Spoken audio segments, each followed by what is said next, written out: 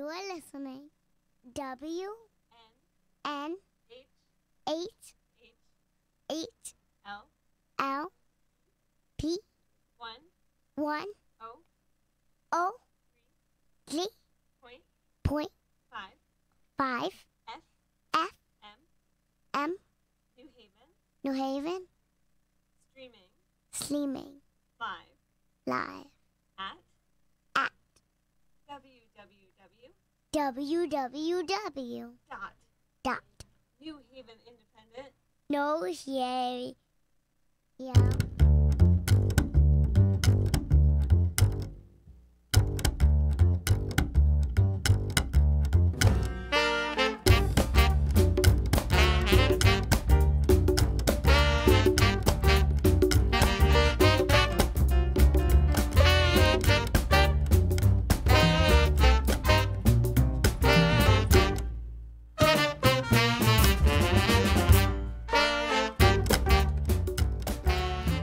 Hello and welcome to WNHH Radio's Dateline New Haven. I'm your host, Paul Bass, inviting you to join me on an exploration of what makes the Elm City tick. Today we're talking about what makes New Haven tick and what makes the state tick up in Hartford. First, we're talking with Paul Garlinghouse, a well-known local attorney who's mounting a campaign for the 97th General Assembly District seat. Then we'll have a return visit with Herb Kolodny and Brendan Novak, two citizens who changed state law this month and won guaranteed health insurance coverage for prosthetic limbs for people who have lost an arm or a leg. But first up, Paul Garlinghouse. Welcome to WNHH FM, Paul. Nice to see you. Thank you, Paul. Nice to see you. And thanks to Yale New Haven Hospital for providing support for today's program. So, Paul Garlinghouse, you've been a lawyer in New Haven for how long? I've been a lawyer for 18 years, most of that in New Haven, yeah. And you've done a lot of cases we've written about involving immigrant rights and police brutality. I have, but mostly my primary cases are family law. Family law. Yeah, and so I've, mainly my job is to help families, children who are in crisis, whether it's a divorce or a breakup or a custody or a bankruptcy or whatever crisis that they're in. But for the first time in your career, you're running for political office at 54 years old. I am. You're running in a Democratic primary on August 14th against an incumbent. You're primarying an incumbent. Yes. State Representative Al Paolillo in the 97th District, which I believe covers all of the east side of town, east of the, which river? Probably the Mill River? It's basically Fairhaven Heights. Okay, so not Fairhaven. You go east so of Quinnipiac River. A little bit of Fairhaven. Just some of the streets just right next to the river. Mm-hmm. Like Front Street. Oh, includes Front Street. Street. So somebody who did a little gerrymandering there just at one point. I would not use the G word there, but why not? Well, I mean, do they ever not draw a district based on protecting somebody's turf? I can't be sure how exactly it came out. You could draw conclusions. Okay, you're a lawyer, so you have to have facts.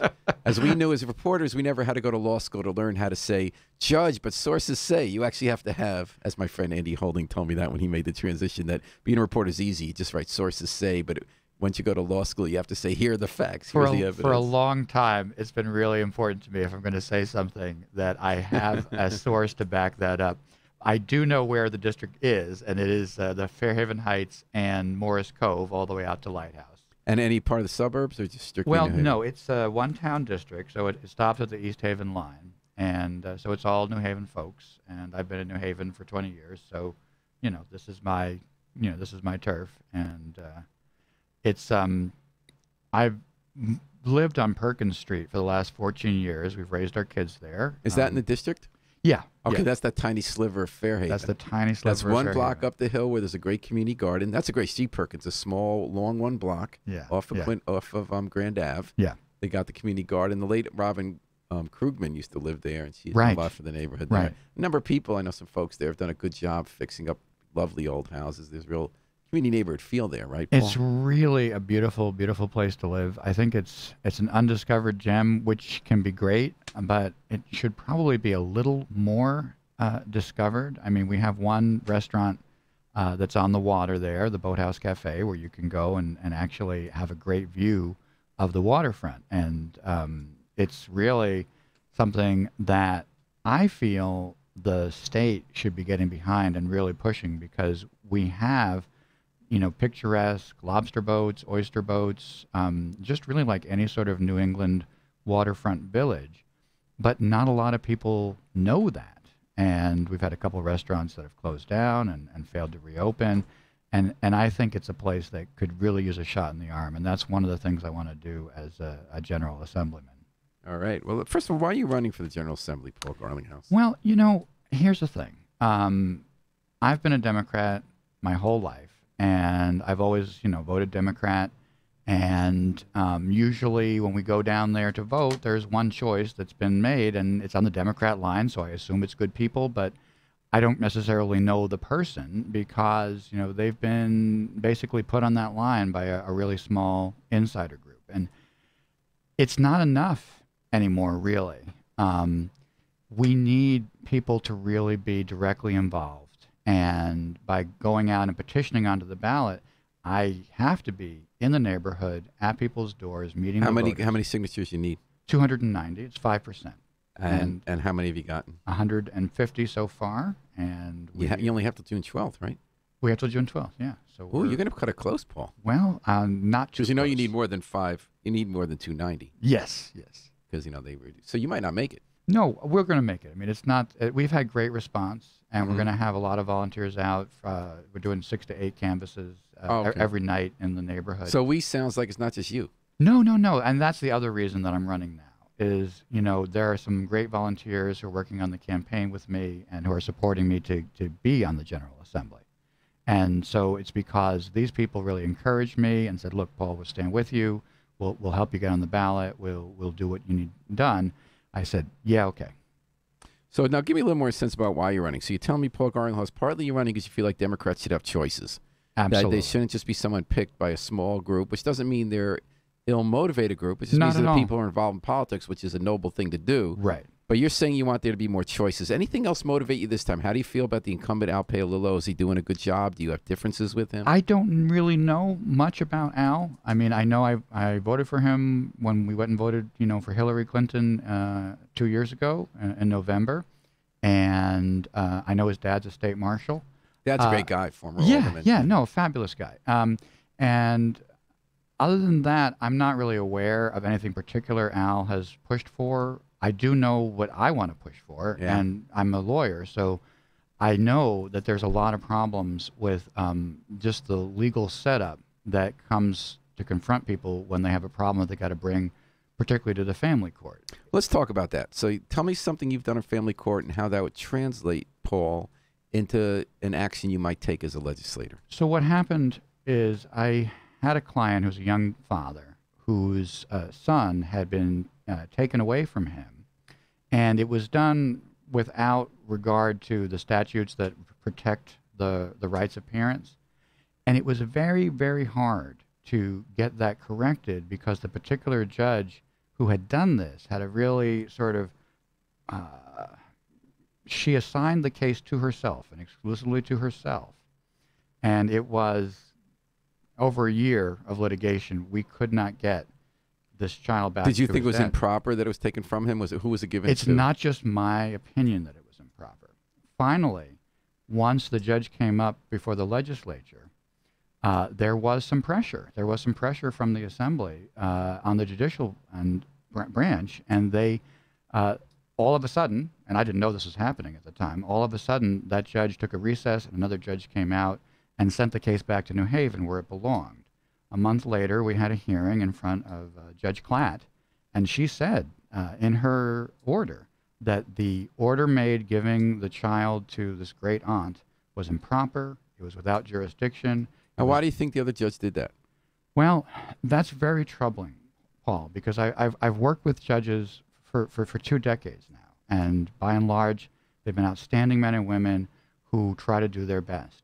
But, judges are appointed who are lawyers. You never really know how someone's going to perform on the bench until they've had their 8 years and they've shown, what kind of judge. So every 8 years you come up for reappointment? It's not a lifetime appointment. It's only 8 years. All judges, state Superior Court judges. And some judges, every once in a while, you're going to hit a judge that really shouldn't be reappointed. And that was the case here. And we had a big struggle. There was a lot of activism around it. And in the end, there was not enough support for this judge to be reappointed, and she's no longer a judge, which What was it incompetence? Was it not paying enough attention, or did she have a point of view that was different from yours about how to protect the child? Well, here's the thing. Judges have to follow the law. And this judge, at the very first day, failed to follow the law. The problem with that is you don't know that by looking at the court order. It has the judge's signature. It has the raised seal from the court. So you have to appeal or take other measures to correct that. Those things take I would assume it wasn't a long just time. your case that stopped her from being reappointed. What was going on? Well, I don't think it was just my case. I think it was a lot of things the judge had done to a lot of folks. Which judge was it? This is Judge Emmons. Oh, yes. That Yeah. was very controversial about how Yeah. she handled family court. Yeah. And she was not reappointed. She was not reappointed. So now what would you have done differently as a legislator? How does this figure into winning? I mean, you had an impact as a citizen. You know, I want to be on judicial. I want to be on the Judiciary Committee. Judiciary Committee. I really want to be able to, from my perspective, really evaluate judges. For the most part, I think judges do a good job. But if there is a controversy, it's important to be able to know, is this something real? Is this a real issue with the judge? Or is this some people who a bad thing happened to and they're unhappy? And you have to have a So certain... you think there's not enough scrutiny? There needs to be more? I don't really know how, Paul, these people in the legislature can properly evaluate judges. How would they have the Well, information? they have a lot of lawyers up there. They have a lot of lawyers, but honestly, it's difficult for them to really have the information unless they take efforts themselves to really So you're saying it educate takes an themselves. affirmative action as a legislator to really look, and you're planning to do that. Absolutely. That's one of your planks. Now, the other, Paul Garlinghouse, and when you're listening to Paul Garlinghouse running as a petition candidate for the 97th District Democratic nomination in General Assembly, that's the east side of New Haven, east of the Quinnipiac River in the annex. I guess it also Quinnipiac Meadows and Morris Cove in the annex. Paul, you've been in the Independent for doing police misconduct cases. Tell me about some cases done there and how that might relate to what you would do as a legislator. Because again, you said you want to be on judiciary. You know, police is an inherently problematic area. We call the police when we want help, and we put a lot of demands on the police. There are real sort of structural problems in policing in general, and one of those is in terms of, you know, the way police treat people who they're not familiar with. In New Haven, you know, we have a generally great police force, but the cases that I've had to bring were cases where there was, you know, just really unjustified brutality. Some of it just extreme. Like which ones? You know, I represented a number of Hispanic and black plaintiffs who had been beaten by the police. I'm currently doing one now for Mr. Jimenez Jaramillo. I'm not familiar with that case. When was that? That one is currently in progress, so I can just say that it's in progress. Jiminez? Jaramillo, yeah, Jaramillo, Jimenez Jaramillo. And he's an outstanding guy. He's a soccer coach, a dad. In New Haven? In New Haven, yeah. And he's an outstanding guy. Oh, I haven't heard that case. Yeah, well, it's, you know, it might come to trial. So what it would might you not. do as a legislator with your interest in police brutality? Well, there is this process that the police are supposed to follow, and it's to try to track statistics. And statistics are hard to come by with policing. Just with regard to, you know, racial identity of people that they're arresting and to see if there's any sort of racial profiling. As I'm sure you'll remember, some years ago in East Haven, there was a federal prosecution around this whole thing. The Miller's boys, the 4 white cops who beat the crap out of Latinos just living there, and immigrants, and just lie about it. There were a lot of problems, but one of the things that really struck me is all of the Jimenez's and Gonzalez's and Hernandez's that they were stopping were written down apparently as white people. Now that may be correct. That may be correct, but it's probably not. And so what you have here is you have a culture where misrepresenting stuff on these statistics becomes the way things are done. And it's that kind of culture, which is sort of a self-protective thing that I think police do to. So how would a watch others back. legislator deal with that? Well, first of all, that program has to be taken seriously and strengthened, and the data has to be analyzed. We have to have accountability measures. We have to have cameras on the cops. People have to have the right to record the cops. So specifically, what would you do as a lawmaker on this? Would you hold hearings? Would you spend more time analyzing the data and asking for more information? I mean, here's the thing. As a lawmaker, the place in the state level, the things we can do are to make it more possible for people to bring meritorious cases on the state level against state level officials.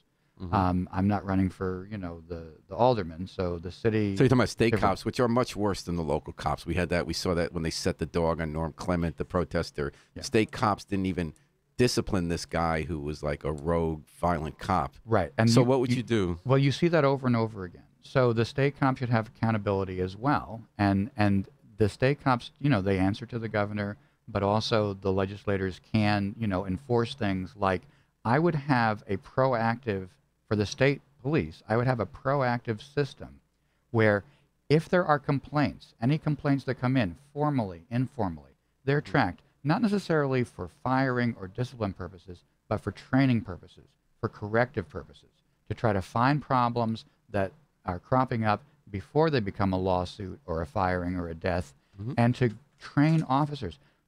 Judges, officers, these state officials come into the job with good intentions, with their own personal backgrounds. And so being well trained, being trained in things like, cultural sensitivity, de-escalation, all these things for cops, how to deal with mentally ill people. Good luck with that with the state cops. Amy Ziner writes in, who can be subjective? Joyce Farrell Carolina says, hey, Paul, thanks, folks, for listening. You're listening to Paul Garlinghouse on Dateline New Haven. We have just a few minutes left. He's running for the state representative nomination for the Democratic Party in the 97th District. That's east side of the Quinnipiac River, Morse Cove Annex. Now, the police and Quinnipiac Meadows in the Heights. So, Paul, one issue that came up in the legislature's past session, the bill failed. Some New Haven legislators were involved in it, like Gary Winfield and Robin Porter. They want cops not to be allowed to see body camera video before they write their reports on an incident. What's your take on that? Well, that's a broader issue. And yes, I do support what they're trying to do.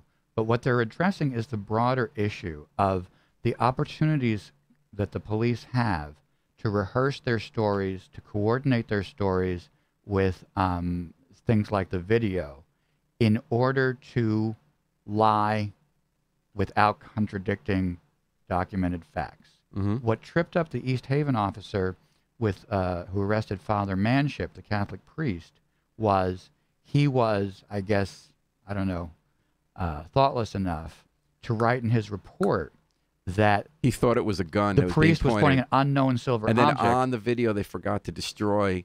He says, why are you pointing your camera at me? So what would you do as a legislator and more broadly on this? More broadly, I think that police who are witnesses should be treated like witnesses. And all the processes that apply to witnesses and investigating witnesses should apply to all witnesses.